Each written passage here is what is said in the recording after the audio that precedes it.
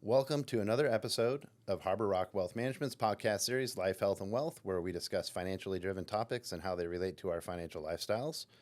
I'm joined again by my partner and good friend, Reuben Smith. Happy to be here. And another good friend, Jake Jerome, our resident deep thinker, community advisor, executive consultant.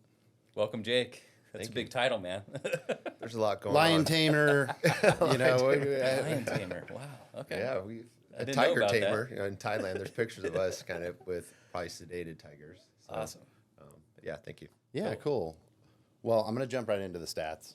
And stats. These must be good if you're going right to stats. Well, here's the thing. What we're going to talk about today, we could talk about for hours, so I want to really jump in. Okay. So I'm not going to drag on these stats. I really love these stat moments. But 1955, Rebel Without a Cause debuted in theaters. James Dean and Natalie Wood. Great movie. I grew up watching it like laying on my dad's lap or his kind of laying on his belly on the ground as a kid, and we loved to watch these old movies together. So pretty cool. And unfortunately, that movie got released in theaters a month after James Dean died in that tragic Porsche accident out in the desert on the way to a race. So sad day, but a great movie, iconic nonetheless. And also, 'tis the season, Halloween, 1966. It's The Great Pumpkin, Charlie Brown came out. I don't know if you guys watched that as kids. Classic, still do. I totally right. Yeah, I can't Still wait. in the repertoire. We've been kind of resisting because I think it's available on like Apple Plus or one of those streaming. It'll be on TV too, but it's like, is it too early to watch it? And how many times am I going to watch it? It's not going to matter if, it's when. So, and how many Never times. too early. So anyway, that's our stats of the day today. So at the end of last show that we had you in, we teased on our topic today, which is the 7 dimensions of wellness. So we've had pre-discussions and you've touched a little bit on it, and I love these topics. Mm-hmm. So our last guest that was here, we're sustaining the wellness theme here, which I think is really important, because without being grounded and understanding why we do things and why other people do things and why we make certain decisions and how our vibes and emotions and energy drives us to make certain decisions, what good are these decisions, and can we really stand behind them? So I'm glad that we're talking about these things, and I think our viewers are getting a better and better idea as we continue to do them on why we're doing them. Mm-hmm. It's not just because, well, we don't have enough content on financially direct topics, and let's just talk about some random thing. This is not random. It's intentional. This is methodical and well thought out on why we're doing this and who's sitting in that seat. So again, welcome back, and I can't wait to dive in. Well, with all due respect, we talk about finances all day long, and it's boring. It's not sexy. We try to put our spin on sexy. it, but there's a roundabout financial tone here, and it's why people do what they do. It's about connection. And speaking of the last show, we got a lot of feedback on your show, Jake, and with breaking stasis, and it was relatable to a lot of our clients. So certainly wanted you to have it come back and talk more this time about a different topic, but we're excited for this one and seeing where it goes. And unscripted, for those of you out there, there's nothing written on the board behind the cameras. We are going for it today. Those of you who have been in the office, the viewers that have seen kind of where the magic happens here, know that there is a board. And again, it is blank, unconstrained, but our minds are very engaged and not blank. So, yeah. Well, so just kick us off. What's on your mind about this topic? Yeah, so one of the reasons for 7 dimensions, and I think it fits with what you guys do, is there's a financial component to our overall well-being, right? A good friend of mine, and I've got the book here. I mean, beyond a good friend, Josh Darnell's, brother to me. He allowed me to be a part of his book that he wrote about Know Thyself and the 7 dimensions of wellness. Gotcha. Cool. And so I had an opportunity to contribute some thoughts and ideas. Got a chance to edit it a little bit. So I'm thankful for that. And as we've kind of grown up over the years, he and I do a lot of thinking. And he kind of created these 7 dimensions.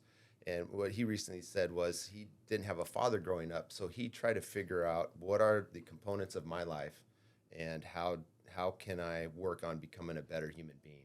So Josh created this system. Mm-hmm. We talked about it, for years and years and years. And then a couple of years ago, this book came out.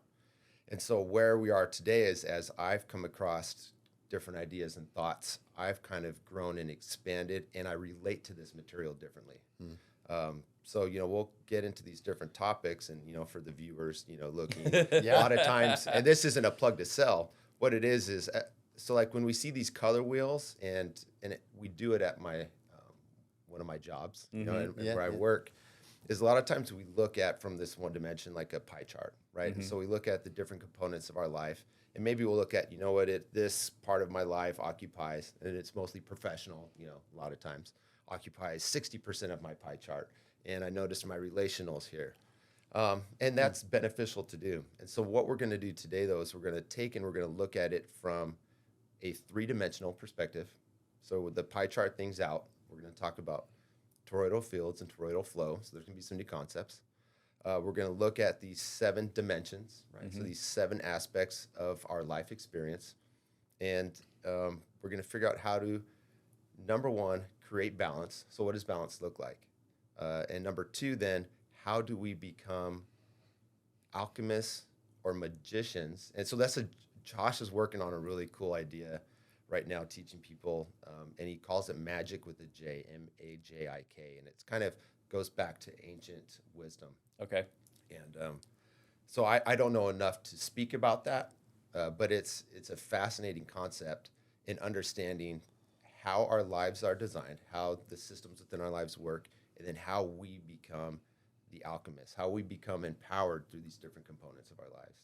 So that's kind of where we're going today. I love it. Well, and another thing to the viewers. So to the viewers out there, Jake is going to be on the show consistently. And we had planned that out after the first show because we knew there was, this is like a practice, right? You practice martial arts. Yep. This is something you practice. You never master. And there's new concepts coming all the time. So thanks for teasing, maybe even next or the next show. But we plan on having you on, I think, almost quarterly because you're good for us, you're good for the viewers, you're a good resource, and personally, I love hearing more and more about this. This is stuff that really is fascinating. Thanks. Yeah. It's fun, and I really enjoy being engaged in life, and that was something I said on the last podcast. Right. I'm doing a lot of different things right now. My first part of my days, as an educator, and then after that, it's working on books or different projects or things. And there's a new one that came about. I recently, joined forces with another budding company. So I enjoy exploring and experience myself differently. I'm out of my comfort zone a lot. You know what? I like that because I've since we've started Harbor Rock Wealth Management and what led up to that, and some things that have gone on with me over the last few years. I've adopted this idea that anytime something comes to me, I have an idea that excites me, but it's beyond exciting. It's the hair is on the back, raises it on the back of my neck, but it doesn't go down, and it's in my thought. It just I can't shake it. I have this idea that life is too short to not pursue these authentic or these natural. These signs. You can't fight it, these signals. These, you can't fight it. and we too we haven't just opened our doors to Harbor Rock Wealth Management. We are constantly open to not only reflecting how it's going, but what happens is that creates our own expansion. So the company we're working on some ideas here within the company of expansion, and it's vulnerable. It's scary. Podcast is a clear example of that, but it's going beyond that. So I think the whole expansion component and this is a practice that it doesn't end. It doesn't, and so one of the ways that we grow and expand is when new pieces of information or new experiences come into our level of awareness. And I think it's important to understand what level of awareness is. Right, we become aware to new things, and also being able to be receptive of new information, new thoughts and ideas to help us grow, and so, a lifelong learner or being in a place of expansion, it sounds like we're kind of, that's something that we enjoy and converse. One of the things I'd like to applaud you guys on that ties into this topic is you're looking at providing your clients and looking at them through a holistic perspective, right? There's more to them than just dollars, cents, and financial planning, retirement. You're looking at how do the certain different pieces, dimensions of wellness in their lives contribute to where they are financially, because it's all interconnected and interlinked.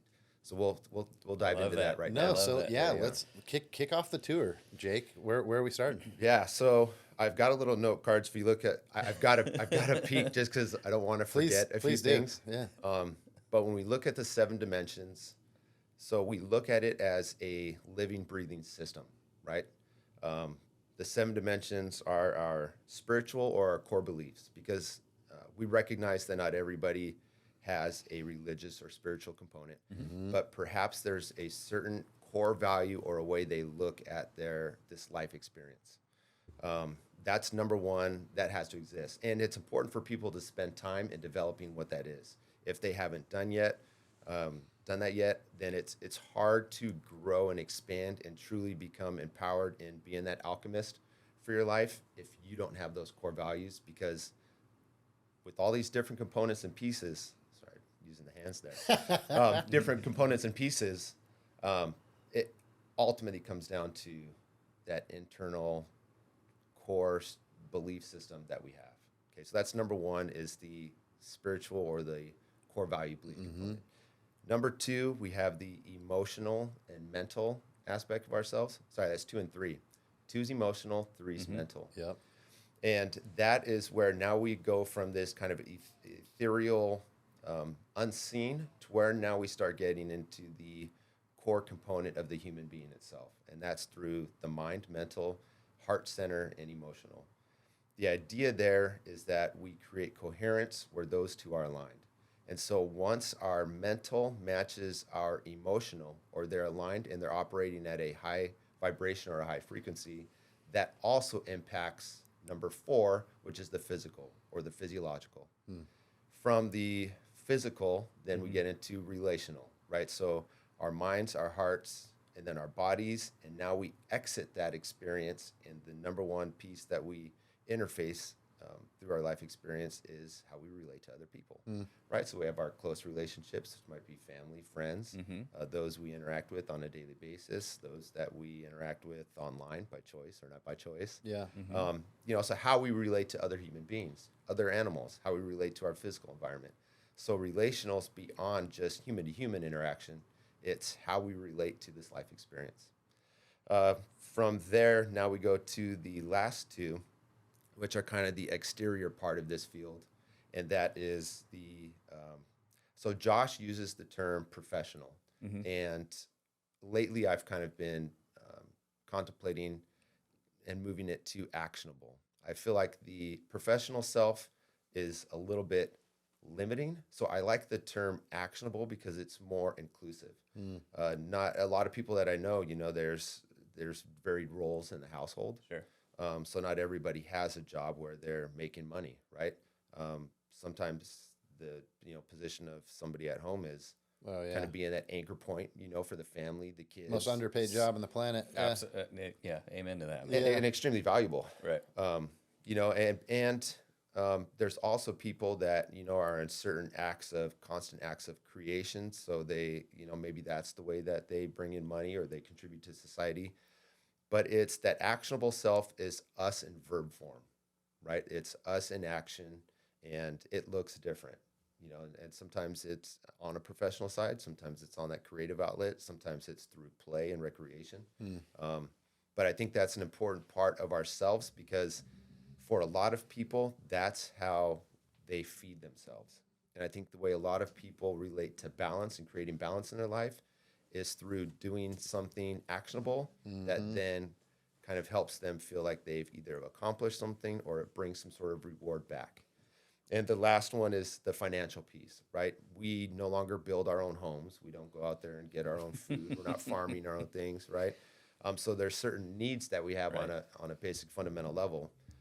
So it's important to understand how that financial component to ourselves contributes to that. And number 2, in Western society, we're pretty fortunate in that we can also create enough wealth or income, for some of us to travel, to experience life differently, to buy things on a technological scale, and to, if it's video games or it's, experiences or massage, so we can have money in ways, use that in ways that contribute to the physical, the mental. And so it kind of all feeds back, Adds to the experience. and then Right. feeds back into the energy system. Right. Well, how do we, thank you for sharing that. Sure. And the level that you spoke to that, I was with it. So I'm sure our viewers appreciate that too. Okay, cool. Cause each one you can really dive in, which we will here. Mm-hmm. But when you're talking about all these different dimensions, do I need all of these working in my life to find balance? Yeah. I mean, The answer can there be one missing? Can there be two missing? Do I need to have them all? Because that's a good it sounds question. kind of overwhelming. It does sound overwhelming, and I think that's part of the learning piece Mm-hmm. that you had mentioned, Ruben, is that this is a topic that requires a lifetime of diving into, and the honest answer is yes, you do need all functioning in order. And it depends on your level of awareness, right? So if you kind of feel uneasy, or you'll notice an imbalance somewhere in your life, maybe you can't quite pinpoint it. Maybe there's a couple aspects of yourself that you're experiencing, and it's creating disharmony and discord. It does kind of mess everything else up. And so that's what we'll talk about next, is looking at this. So this is a system, right? And I've talked about kind of that one-dimensional pie chart. There's a term and I heard it through quantum physics several years ago, and it really struck me through this idea of toroidal fields, or a toroidal flow. And what the torus is it's essentially a kind of self-sustained feedback, energetic feedback loop that exists from the micro to the macro. So the way that galaxies operate in the universe, from the way that they move, there's kind of these two vertices, and energy expands out and then feeds back in. Draw it all the way down to the Earth and the Earth's weather patterns, and so the poles kind of each create their own little weather pattern system, feeds to the equator, and then comes back to the poles. Right. Let's shrink it down to, for me, I love looking at oranges and apples now. You mentioned the apple the other day, and that made sense. Okay. To me, that visually that makes sense. So yeah, explain So that. let's spend time with the apple then, right? So at the apple, you have the core, Mm-hmm. right, which would be representative in our core spiritual beliefs. But then the way that an apple grows from those seeds kind of expands outwards, and you look, and there's kind of that 5-pointed, piece in the middle, and then you've got the two kind of parts where the vines and everything's fed, and it just kind of creates this circle, right? It's this field. Yeah. Right. Yeah. So getting back to what you said, you mentioned, do we need to have these? I would guess that they're all already there. They're just not in balance with each other, so they're not as identifiable. They're not all firing. Maybe one's at an extremely noticeable, and one seems unattainable, but it's still there, or because it's vacant in your life. Right. And so it exists. We're just not aware of it. Yeah. Right. And so hopefully through this podcast, people start to kind of look at these different components of themselves, and then evaluate, how does that feed myself? And this is why the toroidal field component's important to me, and in this topic right now, is because we have to understand that at our core beliefs and who we are, right, kind of moves to this emotional mind piece, and then we put out energy and experience out into, let's just call it the universe. Okay, so energy coming out, and then energy coming in. And the way we achieve balance is when the energy, whether it's love, or it's physical action, or it's different ways that we relate to people, whatever it is that we have coming out, does it return at an equal or greater rate? Because then we run into what could be considered entropy. And entropy was introduced to us, the concept of entropy. It's like a law of thermodynamics, right? So I didn't make it to higher level physics in my normal school days. Here you go. Here you so go. This is all kind of like my Professor Jerome, enlighten us. Doctor, what do you think? right. Right. But so right. the second law of thermodynamics Yeah. says no. But so that's where a lot of us were first introduced to entropy through our science books. It's when energy is released and it changes and creates chaos. And the way that we see that is with an ice cube, right? So when an ice cube's frozen, and in that state, as heat around it begins to melt it, it changes kind of the molecular formation of it, and then energy is released and it melts into water. If we take that concept and now look at ourselves, our dimensions of wellness, this energy feedback system, the energy has to go out and return. When it doesn't in a certain component, it creates entropy. And the way that we look at that is it's energy leaving our system, and creates a little bit of discord, of disharmony, sorry, and chaos, randomness. I was going to say, could that, another way to say that, would that be conflict? So Conflict, sure. here's an example. I put out energy, I make an effort, whether it's an act of love and if it's not reciprocated, it can be easily taken the wrong way. Maybe I'm going ahead here. This is just where my brain's going, but I'm going to go with this since we're unscripted. I would think that it takes somebody that is grounded and present to identify when they are sending out love, let's say, and it's not reciprocated, to identify that person's not at a place where they can accept it, and that's okay. It's not a bad thing. It's not necessarily conflict. I can see that as being okay. They're not there. They're not ready to accept it. I don't take it as a negative towards them or me. Does that make sense? Yeah, in that case, you just see it as it is, right? So it's more important for you, and that's when you become a master, right? So with this concept of I'm not a master. well, no, but so if you can give, right? So these different nice pieces of yourself, and I was actually thinking about this last night. I think the highest form of myself in this experience is if I can give to these certain components of myself and not have an expectation of return. No expectations, right? Yes. And so that and that coincides with some of the things I've read. You know, higher level of kind of spiritual action is that giving without the expectation of receiving. So that works. You know, there's also certain needs and things, and there's, this human body and this meat suit does require some things. So I can't just give constantly. Yeah. For me, I do need a certain level of feedback. Yeah.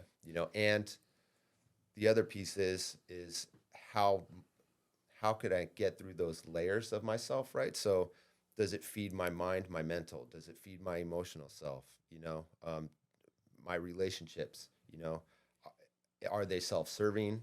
So there's different ways of looking at all these dimensions. But you're right.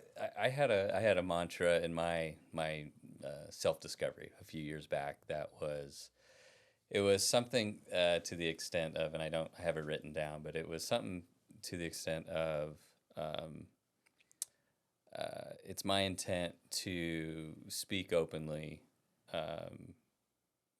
basically say whatever I feel is authentic and from a place of love without any expectation of being heard or seen. I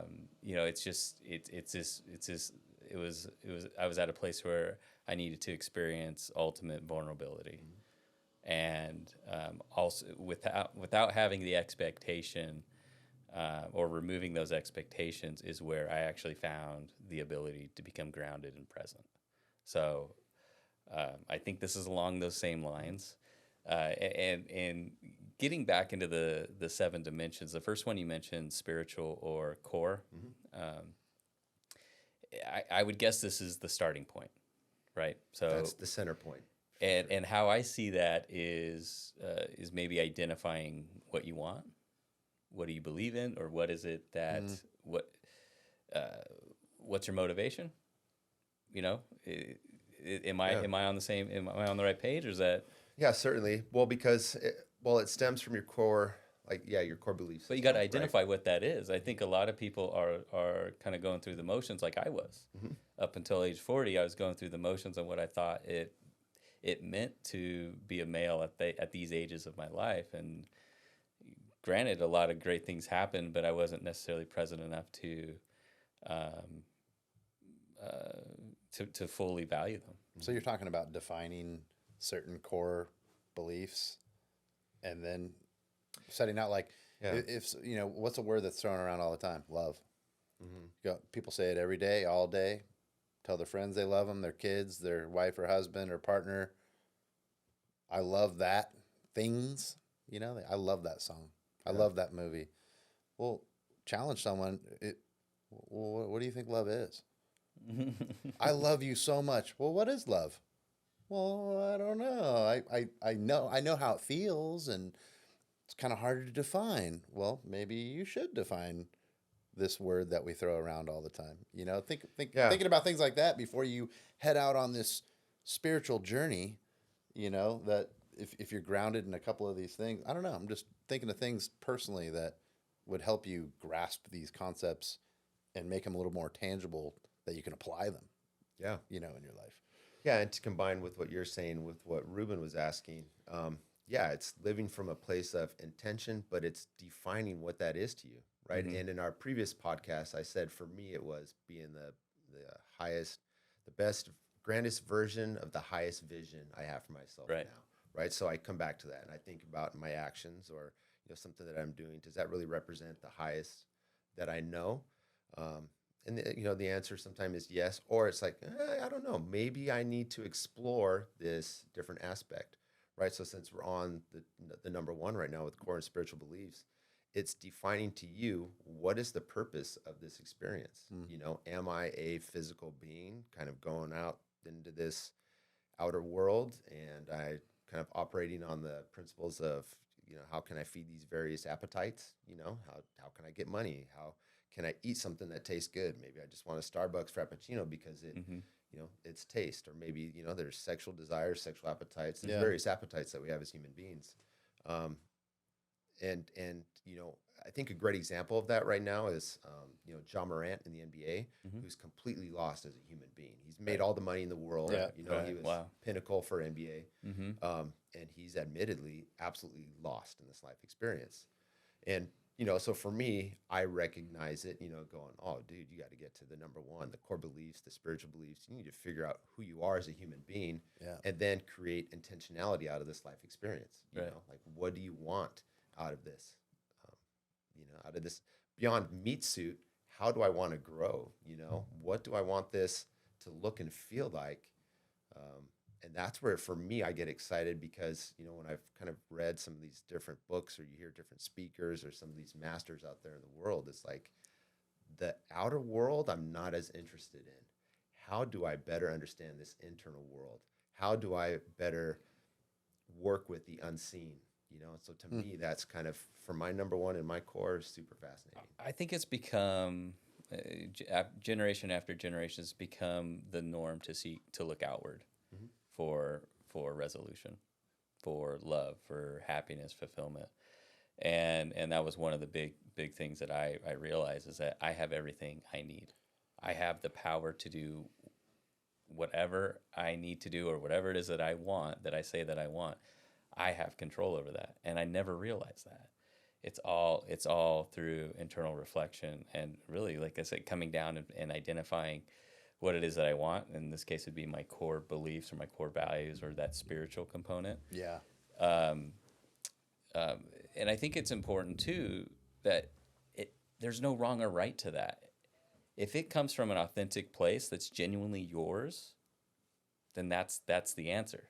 You have the answer, not something necessarily that you hear on TV or a blog, or a best friend or someone tells you. And I think it's important too, and this is, I think there's a personal attraction to you, Jake, because there's something that you carry that is an energy that, and I can't quite define it, but it's something that is attractive, and it's something that I want.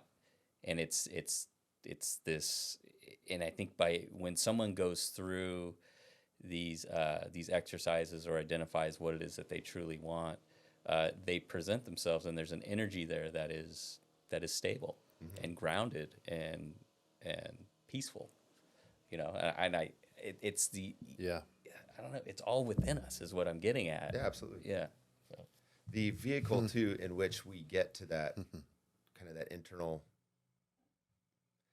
spot for ourselves, meditation, right? And some people might be more comfortable with contemplation, but it's okay. Now we're gonna kind of move to the level 2 and 3, the emotional, and mental, right? And so life experience comes, and our emotional piece. Our emotions are the language of the soul, right? For me, it's my radar. I'm way better at identifying emotions and having an emotional response than I am to using my words. And I've always marveled at conversationalists. People, and James, you're good at it too. You know, they're great with words. For me, there's a little bit of a delay sometimes, and That's me. I have That's me. yeah, it is for a lot of us, you know. I So fumble. for me, I fumble.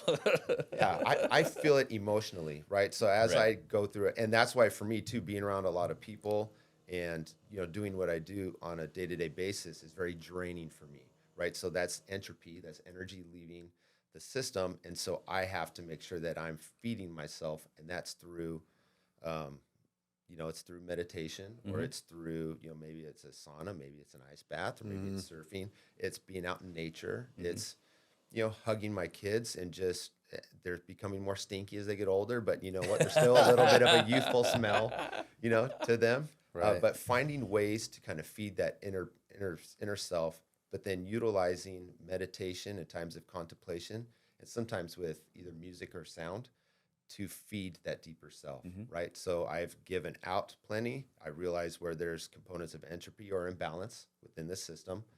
I'm going to go on a little bit of a tangent here. As we've talked about these 7 dimensions, I also see them, each one, I look at them kind of spinning, right? So I think of this 3-dimensional sphere, and when they're in balance, they're spinning appropriately, right? The vertices are aligned. If there's imbalance and you get a wobble, right? So one gets thrown off, they're all interconnected, so it kind of messes with them all a little bit, right? If my mind's not there, well, my emotions get jacked up, it does have a physiological response, right? Through quantum physics has done a good job of explaining this, but how at the cellular level we're impacted by thoughts and emotions, right? So those get thrown off, which then brings me back to my core beliefs, and I might be shaking at my core, or for the financial and the actionable self, those are the ones that we experience more because that's the outward experience, right? So if one of those is off, maybe I'm having to put so much energy and time into this professional or actionable aspect of myself, maybe at home, just the requirements at home are so much, I'm reaching an imbalance, and that's going to show up now emotionally coming back in as disharmony and discord, which is going to impact all of the others.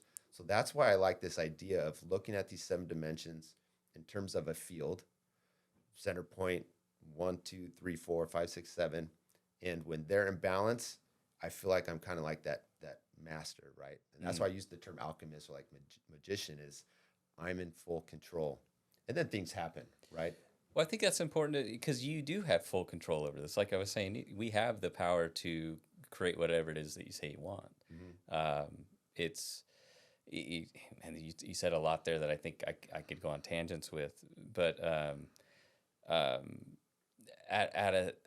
I do think everything is vibrating. There's an energy, and it's at a cellular level. And all of this creates what I call pattern. It creates these patterns of behavior where we find ourselves in a position that we may consciously say we don't want to be in, or eating something we don't want to eat, or maybe financially, if we're talking about finances. I finally paid off my credit cards. I'm never going to get in this position again. Right. And 2 years later, I'm in this position again. How did I do this? We have these... the subconscious, I guess. Yeah. We have these subconscious responses that we don't even though we know we don't want to do this, we find ourselves doing it anyway, right? And a lot of that goes back to your early experiences or what you've been exposed to. Some people call them traumas, but basically it's these experiences where it put you into a position that you needed to survive, you needed to get out of, and oftentimes we revert back to whatever mechanism that was that allowed us to survive. It could be a codependency on, maybe it's a substance abuse, maybe you're a marathon runner, or you're exercise, and that's all you can think about, but that's also the way you cope or deal with whatever these experiences were. So maybe I'm way off board. Offline. No, here, and this is good. So yeah. I want to pose a question before we move on to 4. So just like in anything that takes work, as we, like our viewers and as we look at trying to be our awareness of our best self and putting out our best energy, and I think of golf. You know, like anything that you have to practice, martial arts, golf, whatever your hobby is, there's a time to practice and there's a time to play. And you have to have a combination of both. You can't just go to the driving range all day and never play because you're not going to grow. You're not going to find out where you're exposed on the course. And you can't just go play. You know, you can't just go play golf. You got to practice the fundamentals. So anyone that's watching out there that is interested in wellness and their dimensions of it and their awareness of it, like what advice would you, based on your personal experience, should they set aside specific time to practice and then go play? And when you're playing, when I'm over the ball, I'm not thinking about all the things. I'm just now playing. Now I look at the results and I might dissect some of it later with my pal or, you know, whatever. But there's practice time and go time in life. You're with your family. You're at your job. You're at your church. You're at your club. You're with your friends. How do you balance that? You know, do you need to set aside some time to put it into play, or is it all just happening? It's both, right? So it's through that meditation or contemplation time. And then also, how are you feeding yourself, right? So that's a big part of the mental. And that kind of supports what you were saying too, Ruben, is that we take in information and we evaluate the patterns that exist within our mind, right? So you were talking about how we have these kind of subconscious results or these subconscious, you know, actions. Those are that's the programming upstairs. You know, as much as we like to look at ourselves in the mirror and think, oh, I'm Jake and this is what Jake is. Dude, I'm just this meat suit, this bundle of nerves. And I'm not like, you know, the I am is unseen, right? Right. There's a programming upstairs that I have to be considerate of. And there are best practices that exist. There's people out there that can help me identify that and then help me grow through that. You know, there's therapists, and YouTube's got so much information. There's books, you know, and so find somebody and we'll talk about attraction now, James, because you had mentioned that previous to the podcast. Sure, yeah. Right. There's certain things that we are attracted to because we recognize a pattern or a feeling tone within something that then matches to either a desire that we have or something within us. Good or bad, right? Good or We're bad. attracted to some things that we shouldn't be and attracted to good things. Like, why? You know, why is this happening? You know, Yeah. Should we even ask why? I mean, can you really define it? Like, You can, right? So if it's something that's of lower vibration that's out there, it's matching something of lower vibration here. So maybe it's a trauma, maybe it's a thought pattern that no longer serves our highest good, but something that we learned or picked up. And so that's why that mental piece is important. There was a huge focus on the brain for the last decade or so. And we've moved a little bit more to understanding the importance of the heart. When we were in Thailand too, and the purpose of our Thailand trip is I wanted to learn more about the Buddhist tradition. You know, I was really fascinated. And so I'm going to these, you know, monasteries and looking at these things, and I couldn't find it. And I found it through a tour guide, you know, who kept talking about how important it was for us to guard our thoughts, to, you know, to be mindful of our thoughts. And he was pointing to his chest. I was like, oh, dude, here it is, the $12 tour guide. I got what I needed, you know. Yep. how funny. So it's understanding how, but that's the coherence piece. When that mind is aligned with the heart, that's when we create that power within ourselves. That's the empowering moment. Is that what's happening when, like, I feel like everything's just so easy at this moment in my life, you know, or things are just going really well, and I know there's uncontrollables out there that, you know, you can't really, you know, outside factors, but within yourself, you know, you feel good, you're thinking clearly, you know, you just feel like you're things are just coming kind of at ease. Probably don't even realize that some of these things are just cruising together, you know, and really working at a high level of function. You know, it has to be, right? I mean, Balance. yeah. I think that maybe is when you're in balance. Sure. I think of, again, I'm a financial planner, but through my experience and based on what you said, when brain or mind is aligned with heart, I feel that's where you can identify what it is. I think that's where growth happens. I think that's where you identify what you want. I think that's where expansion, enlightenment occurs. It's the light bulb goes on. It's boom, there it is. Yeah. Like you there it was, you know. Yeah. And it's the ultimate energetic expression is love, right? And so when you talk about feeling in that flow or you're in that great spot, it's that there aren't, right? So all my, again, this is my brain, you know, thinking of all the Good, different man. spheres Yeah. and, you know, that, so all these dimensions to myself, they're feeding into me at a level where it's sustainable. I can control the output and I recognize the input, and that's that flow of life. You know, I'm in the flow, and that we want to try to get to that as much as possible. You know, and then when that flow gets messed up, I think of a needle point. You know, and so does it. It's all right. So my needle got moved all the way over to the left. How quickly can I bring that to the center? Yeah. You know, and so that's when then I go within those parts of myself, you know, through the mind, through the heart, meditation, get into that number one, right? That center point, bringing my needle back to center. And that is the true essence of my being in this moment, you know, and there's people that throw us off. There's things that come up on a consistent basis.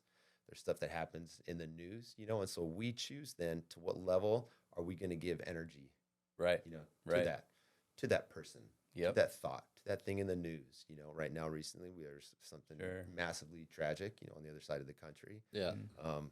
And we decide at what level are we willing to participate.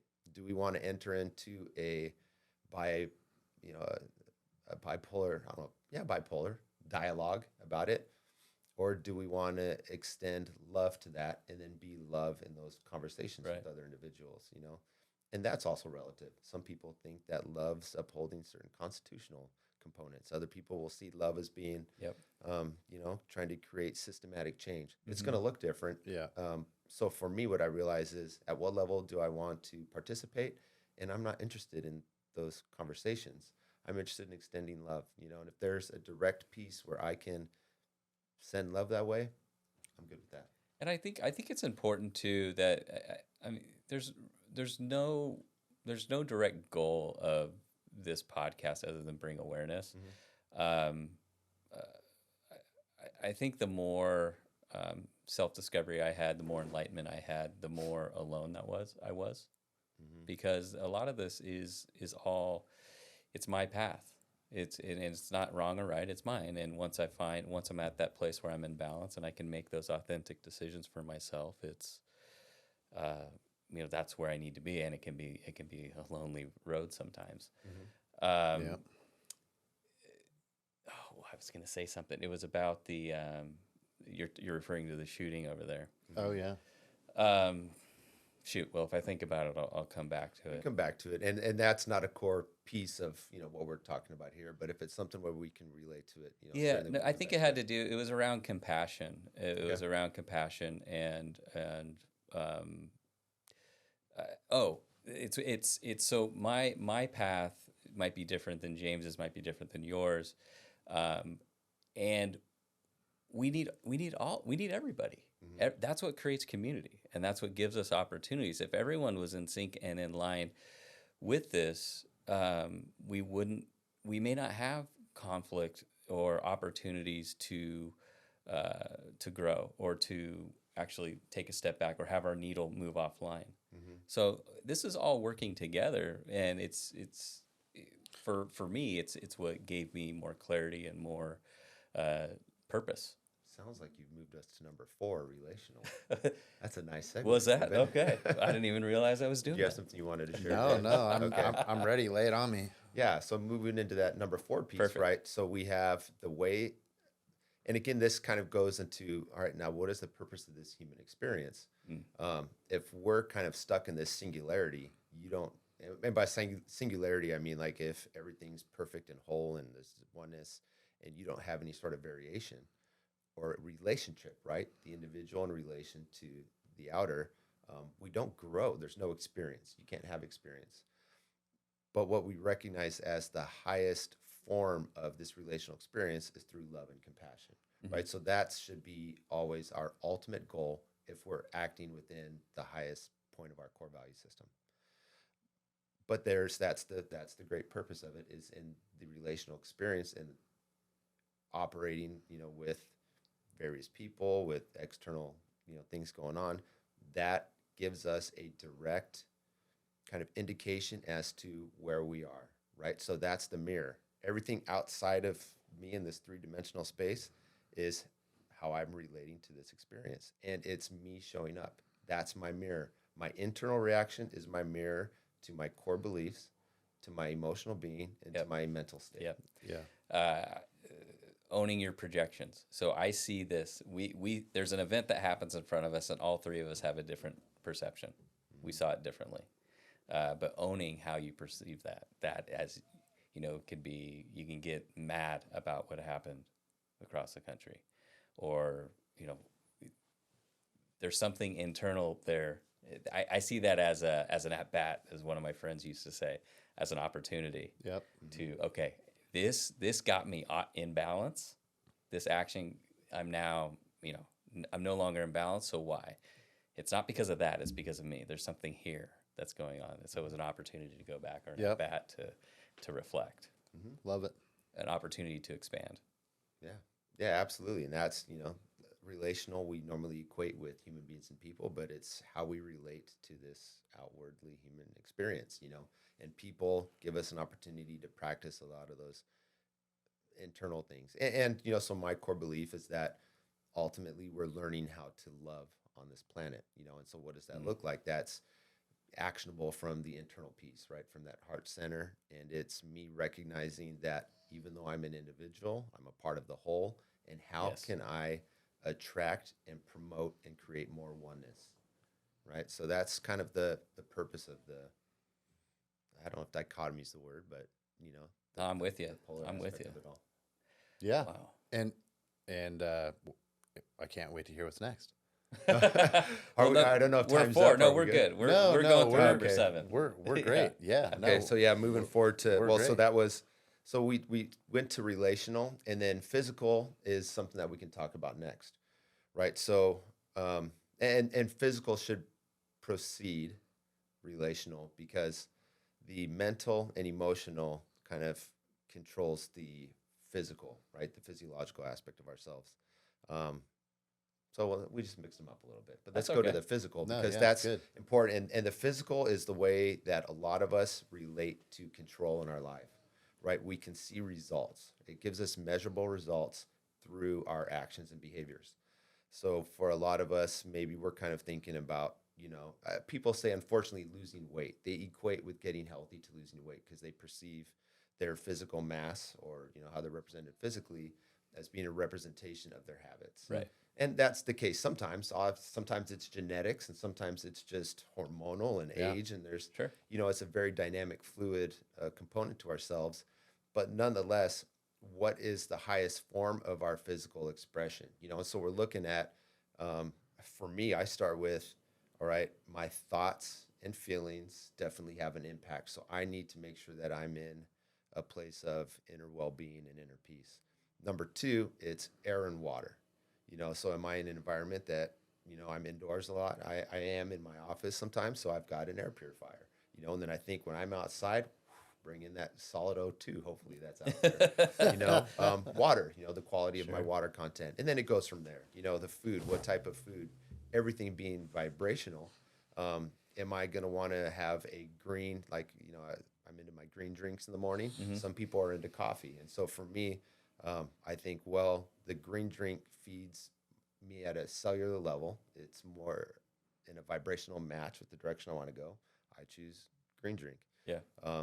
Food. And then you get into, conversations, a plant-based diet's better than an animal, and so there's a lot of different things as a society we're kind of figuring out and working through, but it's going to be different for you. So maybe plant-based, you're having, you're getting results, you've done enough research, you're balanced with on a nutritional level.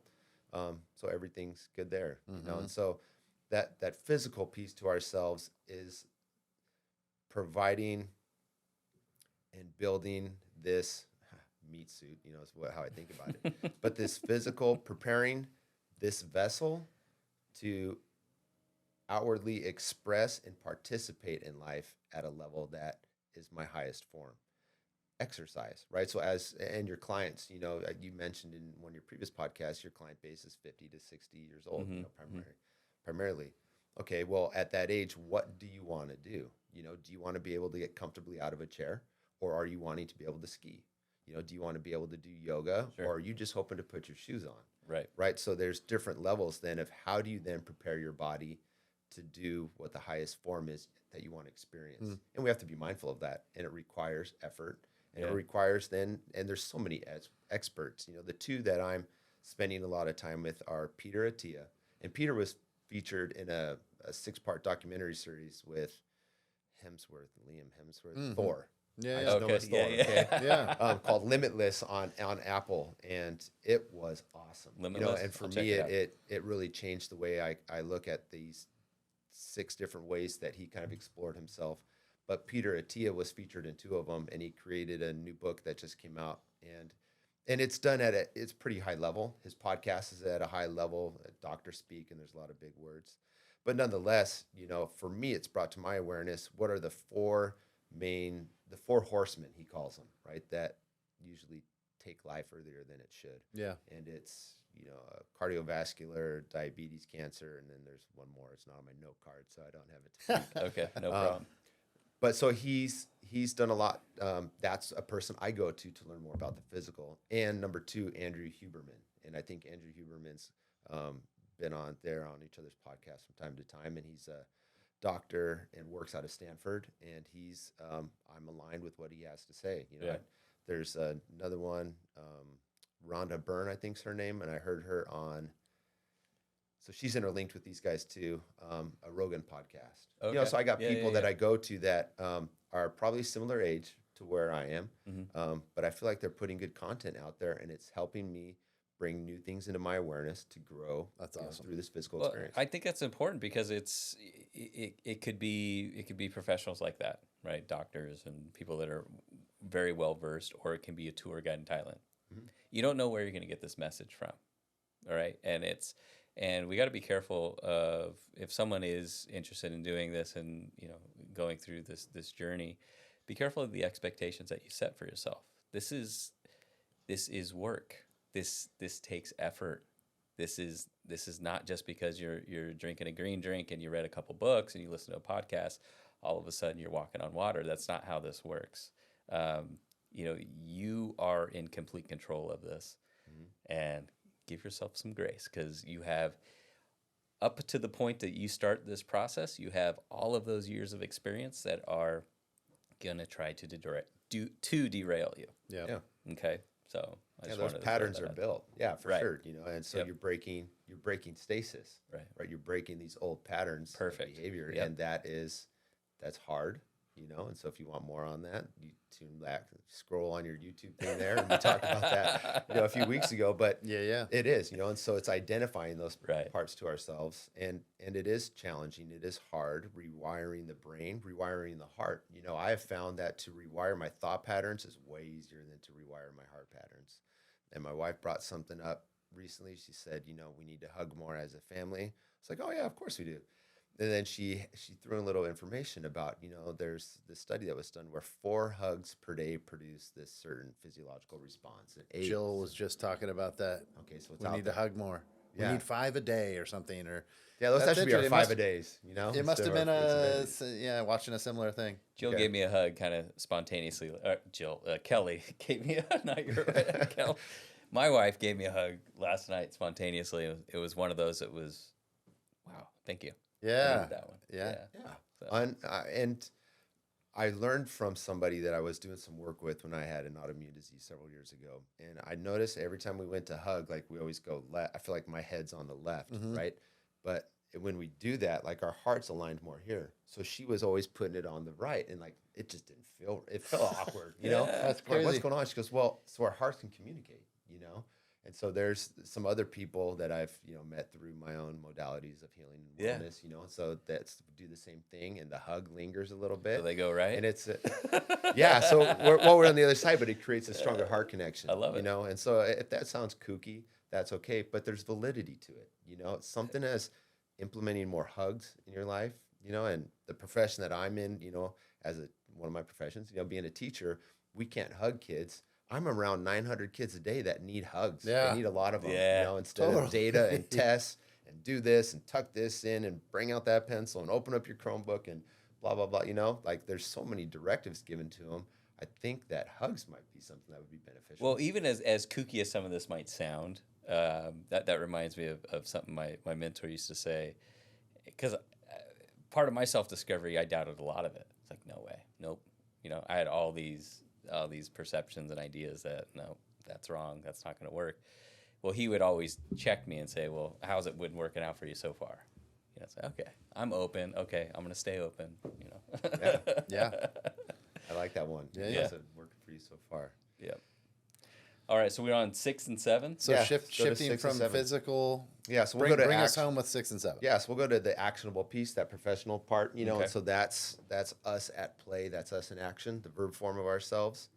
And that's important because it does create some sort of, either it's an energetic release, perhaps maybe we're fed through, maybe your professional self allows you to help people so that you're connected to humanity.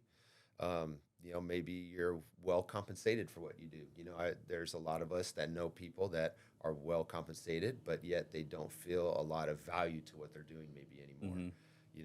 I had an opportunity to participate in the financial world for several years. I'm not as involved now, but I thought that there would be a lot of return in there being a high rate or return of financial compensation or making money in the markets, and what a blessing to be able to sit there and go, to look at maybe a bank account or a statement or something like that and go, dude, I did it. Yeah.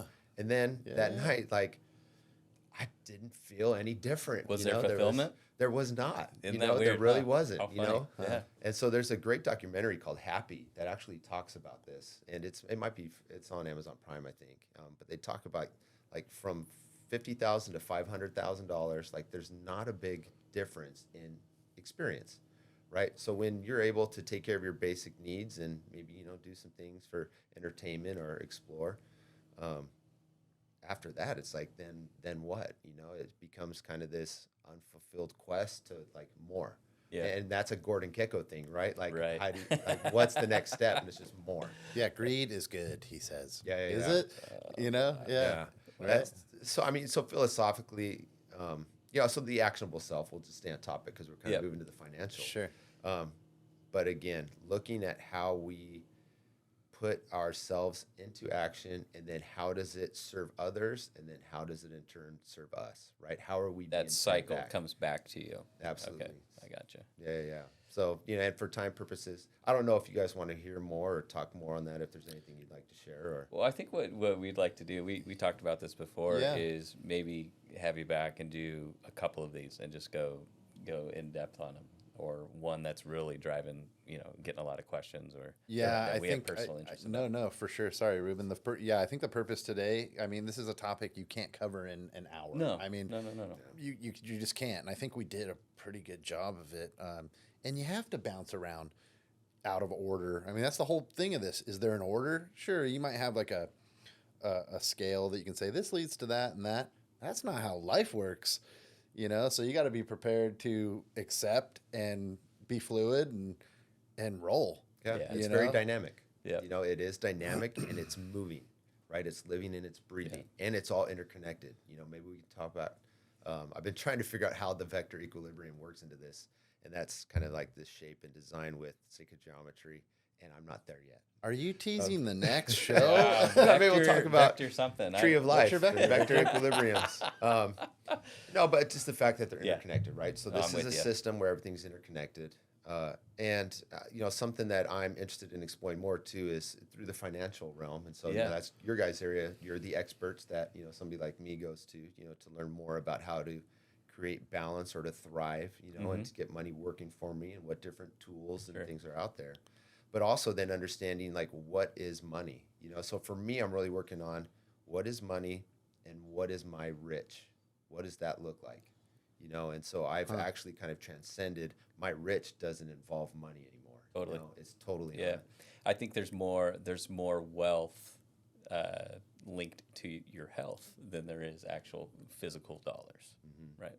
Yeah, I 100% agree, and I'm in the finance business. There you go. So, but I think that kind of ties into our approach. Is that you mentioned something earlier? We're not driven by numbers and cents. We're driven by relationship. We're driven by the connection with clients, the energy, right?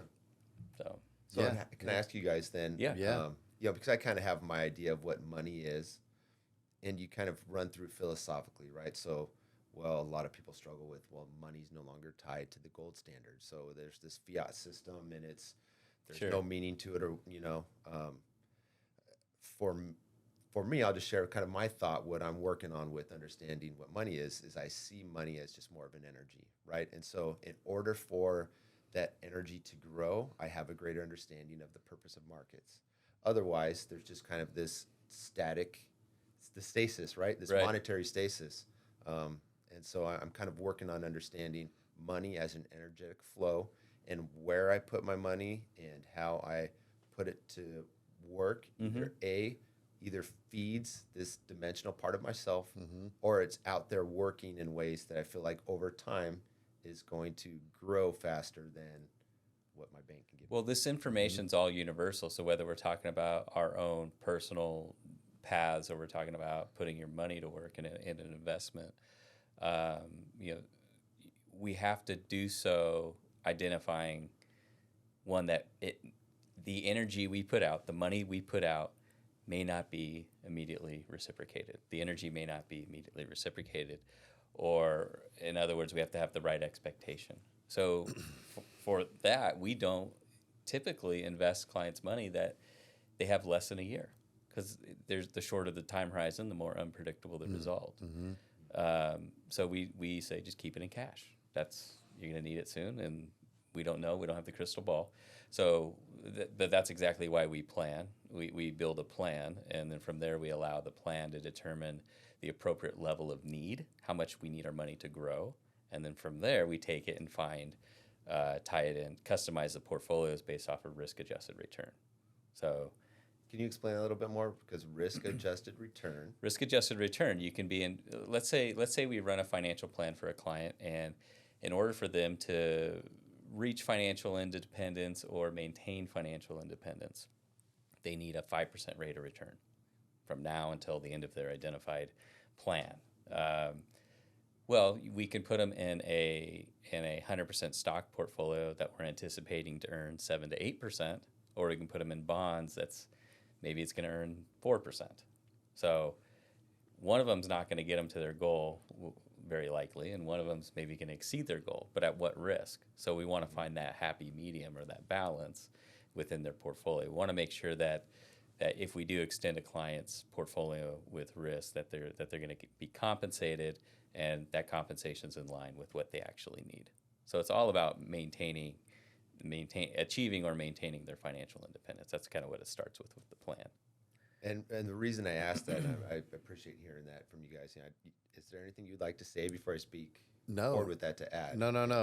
I'm right on the same page. It's just it's well said. There's a plan and there's a process, and creating the healthiest plan is the most important.